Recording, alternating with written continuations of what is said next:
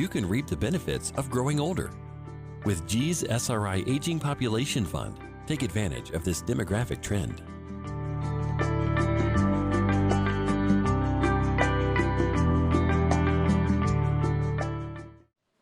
So our next session is another panel session, and like the other panel sessions, the topic is extremely broad.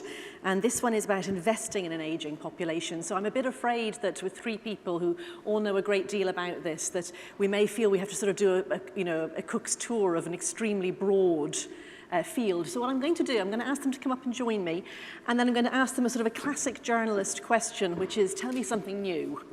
Surprise me. So I want each of you to just come and join me, and then tell me something about investing in an aging population that has surprised you recently, or that you think will surprise this rather knowledgeable audience, so that's a high bar, or at least it will surprise me, which is a very low bar, because I'm not a specialist in this. Okay, surprise me. Right, so firstly, I surprised the audience by introducing myself. So I'm Jean-Marc Pont. I work at Generali Investments, which is the asset management arm of Generali Group, the largest insurance company in Italy.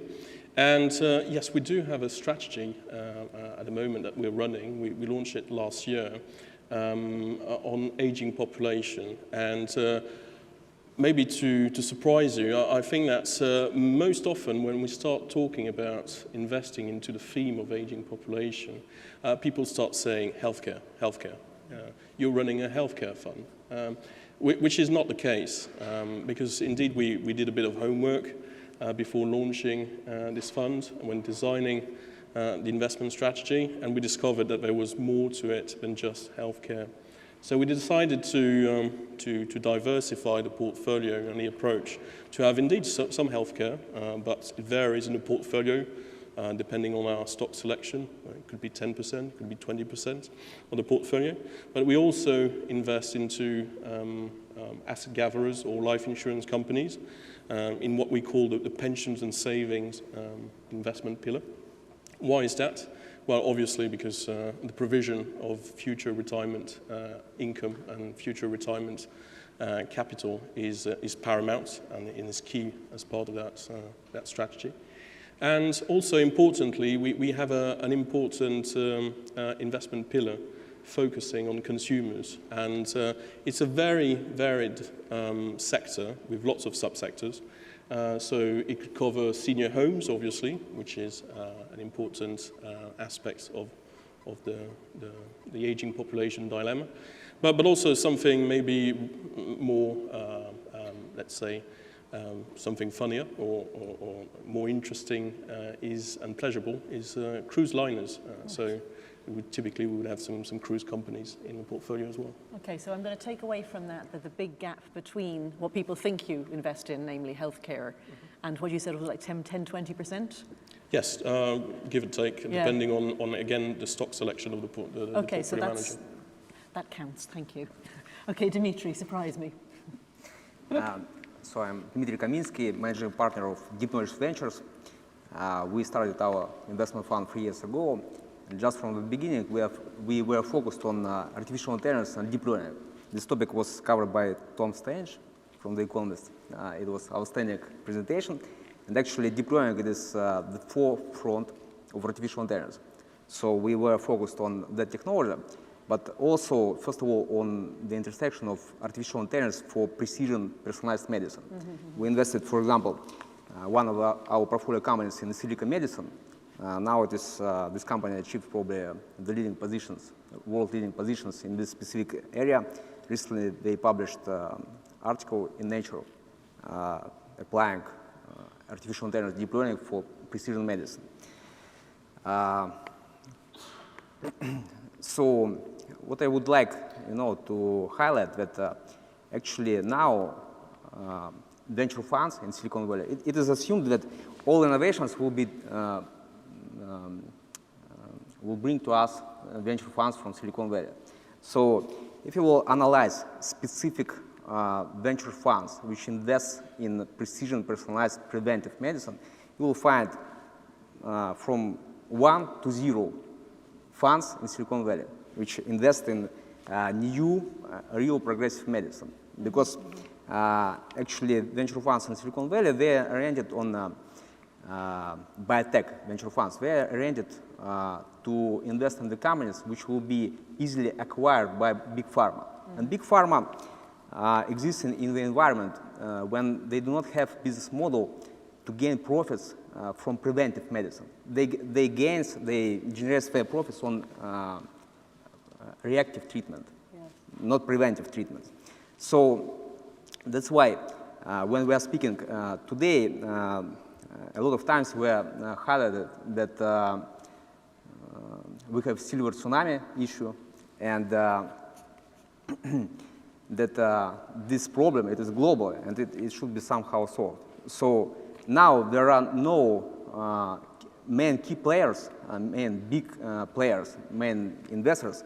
They exist in the environment where they do not have framework or interface to analyze, to understand how they can gain profits on the investments, specifically in this new progressive medicine, longevity industry. 1 week after, on 7th December, The Economist is organizing a conference for business of longevity in San Francisco. So this is our interest to be on the forefront of that new longevity industry. And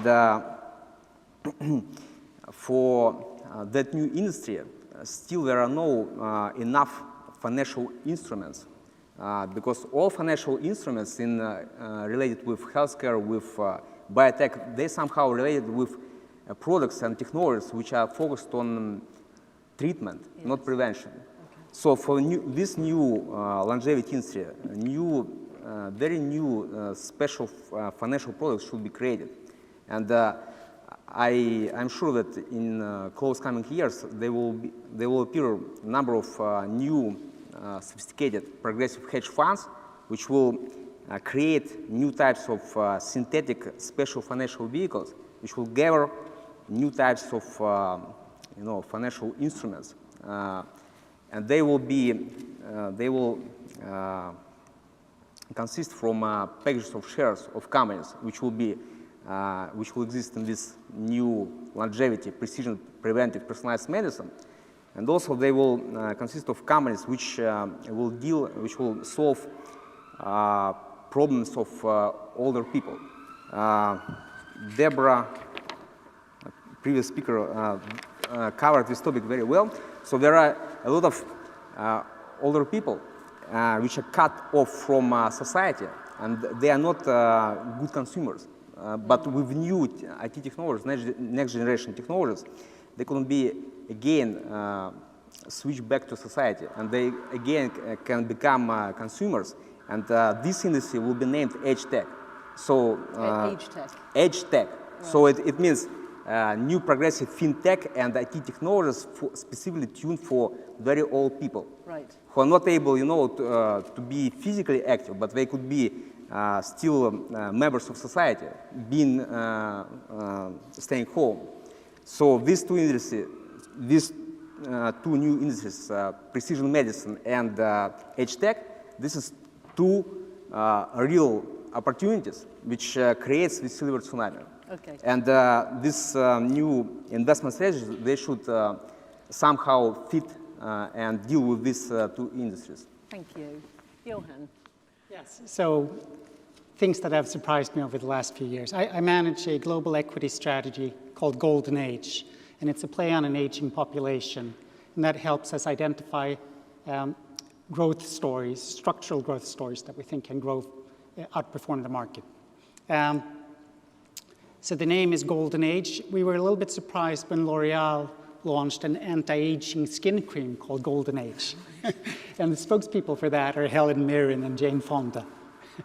Other interesting statistics we've come across throughout the years. In the United States, for Mercedes-Benz, the S-Class, the average age of a buyer is as high as 62 years old. Right. For Harley-Davidson, and whenever I'm driving, I look over to see how old the motorcycle riders are. The average age of a rider is over 50. Yeah. In Japan, we've come across some funny anecdotes. On a trip a few years ago, there's a company called Pola Orbis that was also selling an anti-aging serum at $750 a bottle, right, and it was flying off the shelves. Right. And that same trip, we came in touch with a car dealer. And the stock market had been strong that year. And the car dealer had had the best month ever, selling 17 Ferraris. And the surprising thing was, over half of those Ferraris had been sold to people over 70. Right, right. So, I mean, basically what I'm taking away from this is that we don't necessarily have the right idea when we think what the products are that appeal to any particular generation. I mean, is this something you found that you have to, when you do your consumer research, that you have to reshape what you have in mind for the right market? Yes, well, there's a question of reshaping, but also there's a question of disconnecting between, for instance, aging population, and therefore we're going to invest into age-related, only age-related items or services or products, because we need to look into some aspects which we will grow in time, and we will determine the future of yes, let's say the young generations today, but how they will become older in the years to come. An example is obviously pensions. People tend to focus on retirement and the age of retirement and the pension pot at retirement, and then the income drawdown from that pension pot.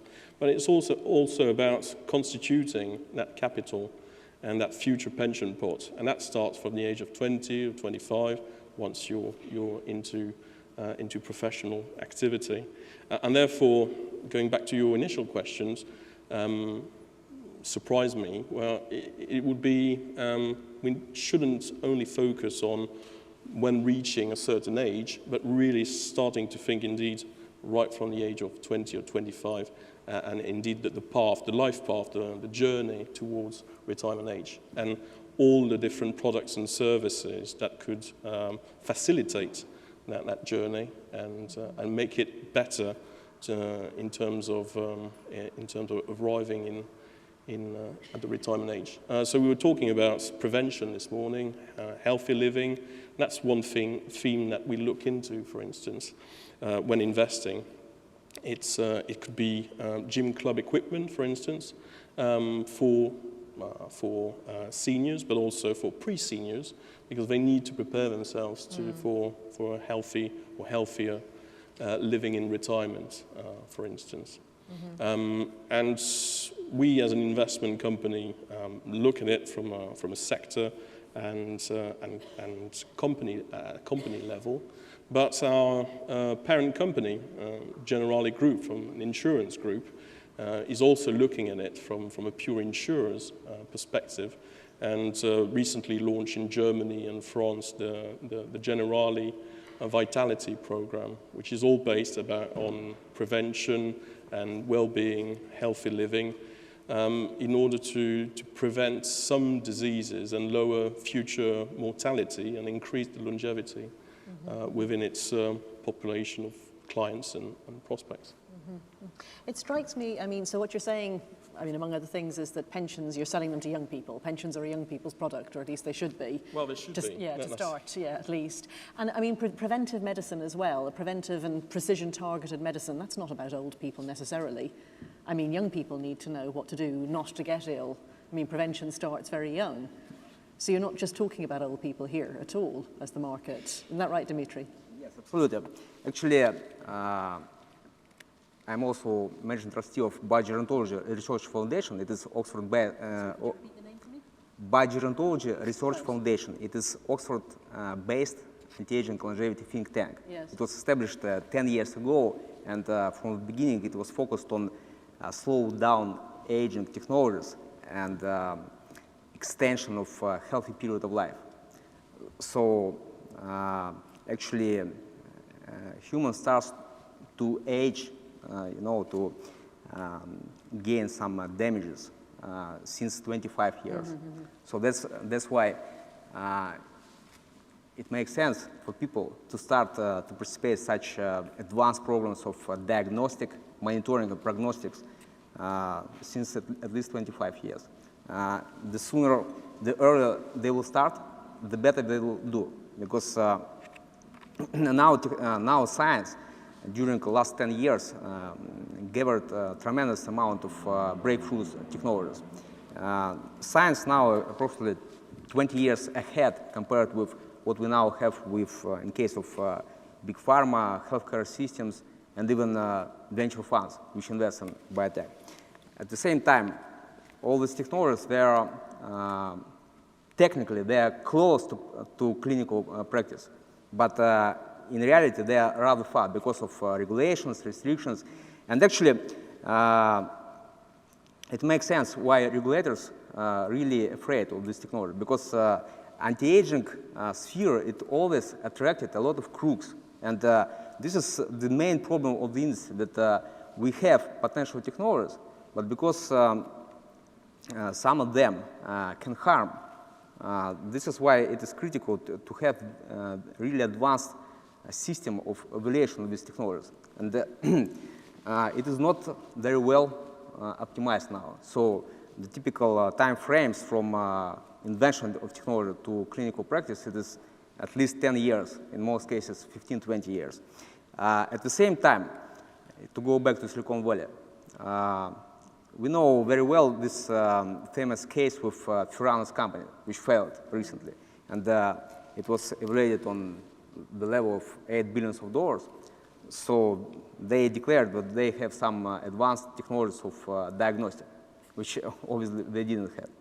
And so for real progress in this longevity industry, and at the same time to neutralize this silver tsunami, we need some new approaches for evaluating of new technologies, and at the same time new sophisticated strategies for investing in that technologies.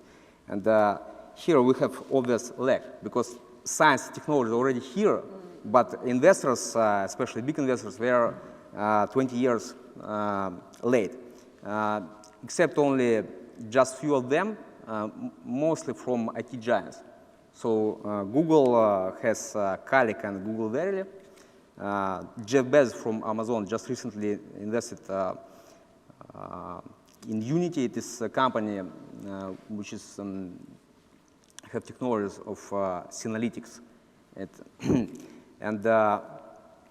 But this is not enough, because there are much more bigger amount of companies, technology startups, which really have advanced technologies of precision, personalized preventive medicine, and some of them is close to really give to market technologies of slow down aging. So to prevent, not even prevent age-related disease, but slow down complex aging as disease, starting from 25 years.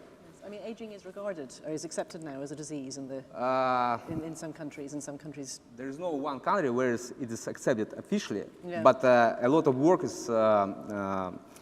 Or a disease process, I should say, rather than a disease. Yes, a lot of working is going on this topic, and also on behalf of our Biogerontology Research Foundation, we significantly support this initiative to accept aging officially as a disease. In that case, big pharma and insurance companies will have this new, absolutely new model of business when they will gain tremendous profits from prevention. Okay, because they can sell a product, yeah. It's bizarre, isn't it, the sort of disconnect between this incredibly futuristic vision of, you know, slowing down aging and living for several hundred years, and then when you hear people saying, well, we need, you know, better bottle tops or something so that we can open them off. You know, you're talking about a market that will help people, potentially everybody, but actually right now we're not, you know, making pavements the way we should, we're not making shoes the way we should, we're not making, you know, food containers the way we should. It just, I get a whiplash feeling when I go from one of those to the other. I mean, you sort of came at it very much, Johan, from the perspective of consumer products, and particularly consumer products that we might not think that old people want to buy. I mean, so these are things that you would sell to everybody. Do you need to market them differently if you want to attract older people, or do they actually prefer to have them marketed at younger people and they buy on the side? I think it's a combination of the two. On the one hand, a brand may use a spokesperson that's 10 or 20 years younger than the actual target audience. Yes. On the other hand, you have definitely seen a trend toward older ones. I mentioned Helen Mirren in the case of L'Oreal, or Mandarin Oriental. Yeah. You have Sean Connery, the former James Bond, in the case of Louis Vuitton luggage. If we pick a baby boomer, George Clooney, Nespresso, Omega watches, Mercedes. So there has been a change. Is that a change? I'm not old enough to remember whether that was true before, that there were some older, particularly men. I think that's gradually evolved over the last 10 years. Right. Okay. On this point, I would probably add that the companies are sometimes reluctant to disclose that they're particularly targeting a certain age group, especially seniors. But you will see the opposite with specialized providers such as Saga in the UK, obviously well known in the UK, and their market, their core market, is indeed people age 55 and above. So you've got different ways to approaching it from a company's perspective when discussing with senior management. Yeah, but it's interesting in particular this idea that if you want to sell to people over 65, well, you need a 50-year-old face for that campaign. I don't know, is it like getting women who are size 4 or something to model everyone else's clothes? And sometimes there are some unintended consequences. So Fiat, they relaunched the Cinquecento model a number of years ago, and the target audience really was a younger population, some flashy colors and so forth. But quite a lot of elderly remembered it from their youth. So they ended up representing a big percentage of the sales. Right, and that wasn't even something Fiat had considered. Right. Do I have any questions for my panelists? It's very hard to see from here, but if there is a hand up here, yeah. Hello, my name is Laurie Joshua, and I work on long-term care and social policy for the World Bank and the European Commission. And I was very interested to hear some of the issues you've identified in terms of identifying products for particular age groups. And one of the key areas that seems to be an omission in the market is 3 products. One is reverse mortgages, and the extent, and I'd be interested to hear what any of you have to say on a product which addresses the whole question of releasing assets to pay for long-term care. The second is long-term care insurance as a product. And in the UK, there are very few people who take out long-term care insurance. Likewise, in the United States, it's very poor. France has the largest long-term care insurance market in the world.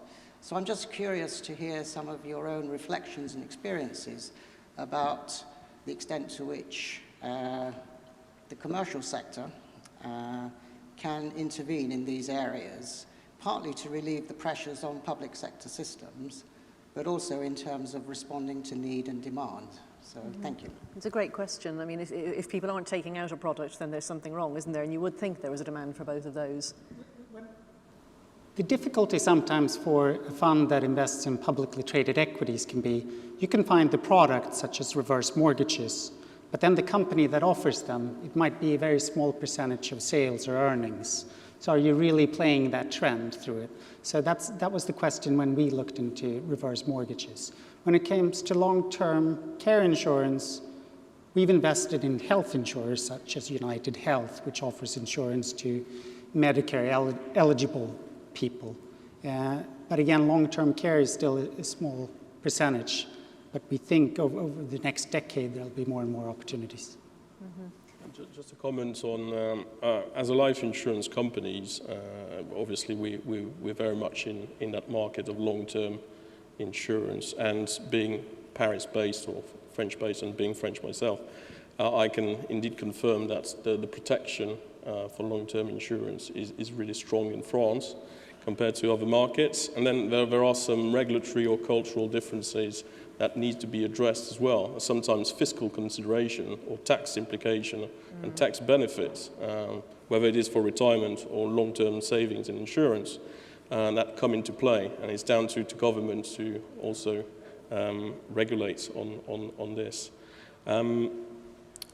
So going back to your point, on the reverse mortgages. I've worked in banks in my previous life, and I think it would be nice to have someone from the banking sector on the panel for this. But definitely the flexibility around mortgage and transmission, succession. In a previous panel, we talked about the transfer of ownership when there is inheritance. And again, it's down to the local laws, the national laws, to be adapted, to give more flexibility so that the cost, the burden sometimes from a tax perspective, for instance, can probably be reduced in order to facilitate the transfer of wealth from seniors to younger generations. Is that the case in France, that the tax code is generous to long-term care insurance? Well, it's very often. For instance, I transferred from London to Paris last year when I joined Generali Investments. As part of my package, yes. There was an assurance dépendance, so dependent insurance, which was part and parcel of my cover, which is not something I had under my UK contract previously. So it's by default, it was part of what the employer would provide you with. So an added benefit, which having a 2-year-old son, for instance, is something to consider. It's not driver, obviously, but it's a nice to have as an addition when thinking long term, obviously. Yeah, I mean, generally speaking, when you have products that look like they would be good sellers and then they aren't, there's some reason, there's a regulatory issue or a tax issue, or else the product is just too expensive for what people think it should be worth. Yeah. Well, and maybe they're wrong there, you know, but... To sum it up, I've been in the financial services industry for 17 years, both in Paris and in France, and it's either cultural, it's either regulatory, or it's either tax related. Yeah, so there you go. It's one of the three reasons preventing things to sometimes move forward on a particular topic. Did I see another hand up? I did, yes, there's one here. Yeah. Hey, it's James Pyer from Apollo Ventures. This is kind of an interesting panel because I feel like we have two big topics that have kind of moved in opposite directions, where we have consumer products originally marketed for the young, and we're highlighting how it's actually older consumers that we can kind of transition it this way. And then Dmitry coming from the medical perspective, where originally we think of medicines for the young and or for the old, and how do we pull that more towards the younger consumers, right, in this kind of preventative and personalized way. And so the question that I have, which is a bit of a challenge to think about, is like, how are we logistically going to make that transition, right? From the marketing side and the consumer products, going from younger people to older people can be as simple as bringing in a new spokesperson, recognizing some consumer trends. But the second instance is a bit tougher, right? Trying to figure out what the problems with the system are so that we can pull medicines from being used for elderly people towards being used for younger people. Can you just talk a little bit about like how you're thinking about this problem in your portfolio companies? You did a really great job there of summing up exactly, you know, why we have these very complex strands. I mean, I would just say one thing before my speakers respond to that. I think this is something that's happened several times during the day, because we're talking about aging societies, not just aging people.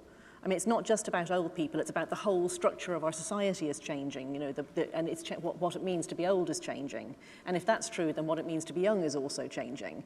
So you're talking about, you know, products like, I think I might have been hinting at this when I said to you that pensions are actually something you should be marketing to young people. You know, it's about aging, but it's not about old people.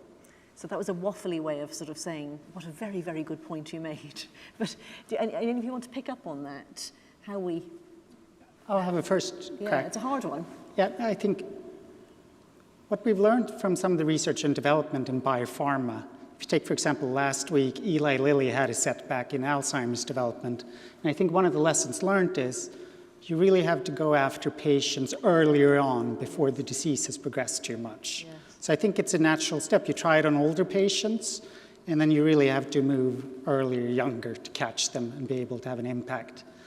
And I think it's also a question of speaking about prevention, treatment, using new technologies. One of the technologies is next generation sequencing, which is used to come up with biomarkers for diseases. So you can stratify the population who will respond to a certain drug and who will not. So that's another way, maybe not just segmenting it by age, but also about predisposition to disease. So I think the market will become, it's very costly to pay for something that's used on everyone, whereas if you can segment the market, be it by age, younger versus older, or predisposition, it's helpful to save society money. Yeah.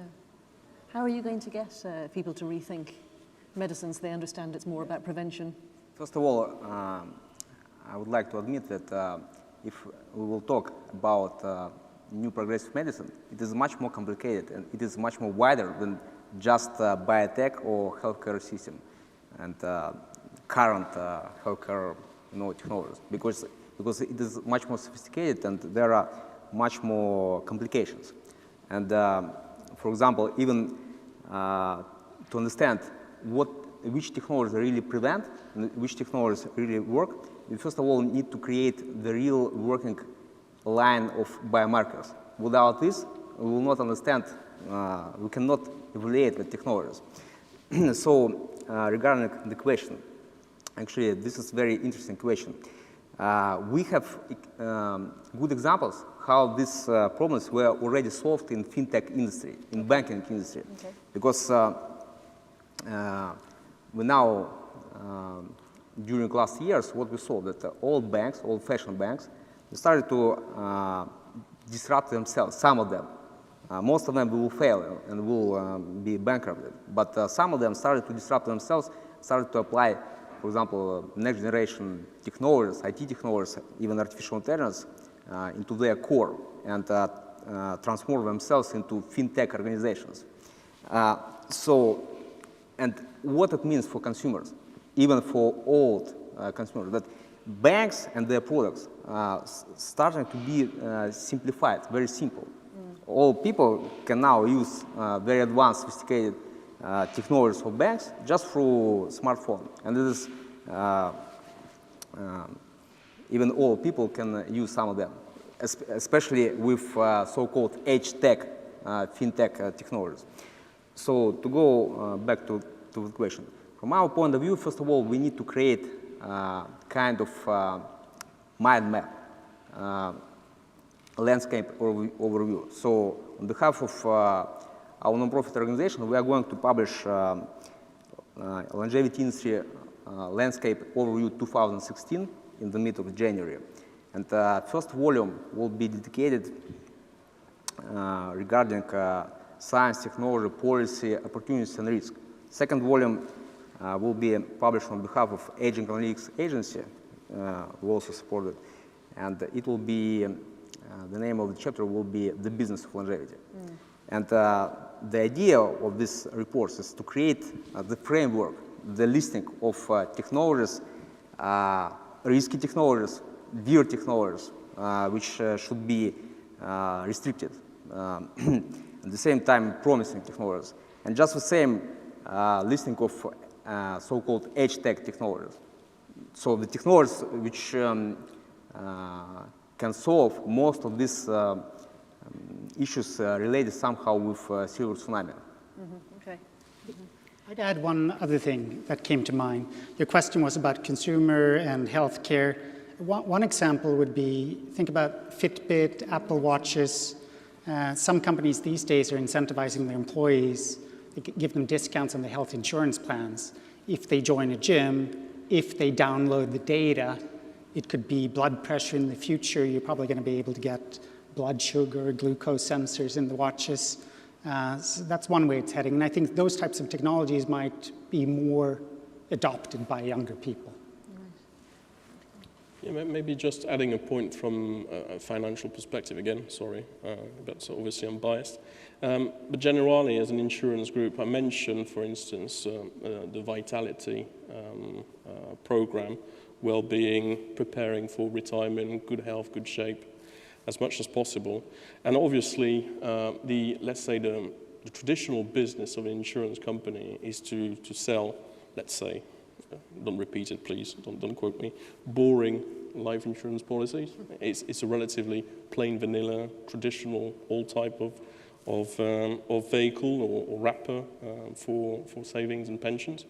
But going back to your question, also working on the new generations, the younger generations, and making sure that they understand, again, their journey to retirement and help them on that journey. And that's why also the group decided to embark on a big program of digitalization, making sure that the offering, whether it is the Vitality program, but also obviously the different solutions, investment solutions, life insurance policies are available on an app, on a tablet, that there are easy to understand simulations. We touched upon that topic earlier on today.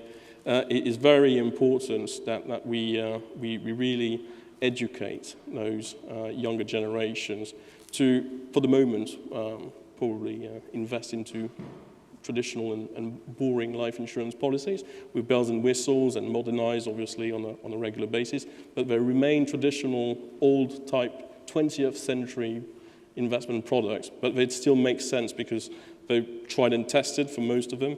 They have most of the time a tax wrapper attached to it and a tax incentive, and but we need to change the way we approach the distribution, the selling of those investment solutions to meet the needs of younger generation with different habits. I think one of the reasons your question was quite profound is that, of course, all of us when we're born and when we're teenagers, we think we're practically immortal, and then it's only as you get older that you start to face up. And basically, from the point of view of someone like you selling insurance, we come to that realization, all of us, too late. Correct. And one of the things that governments do when they're trying to get people to save into pensions or to think about insurance or whatever, is to set up defaults or products or tax incentives or the way that employers are treated, in order that we do certain things earlier than we would do it if we were left to think of them ourselves. So I guess the lesson from that is, all of that happened about 100 years ago with pensions and different bits of it over the last 100 years.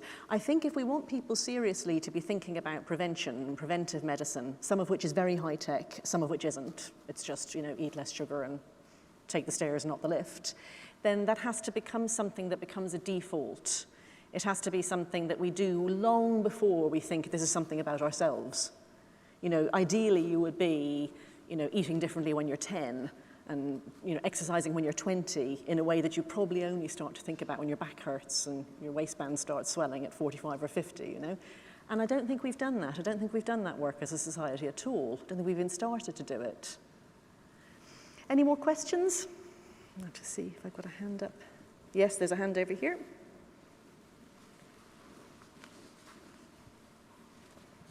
Good afternoon. I think interesting conversation, just to maybe drive the discussion in a slightly different direction when we talk about social and environmental investments.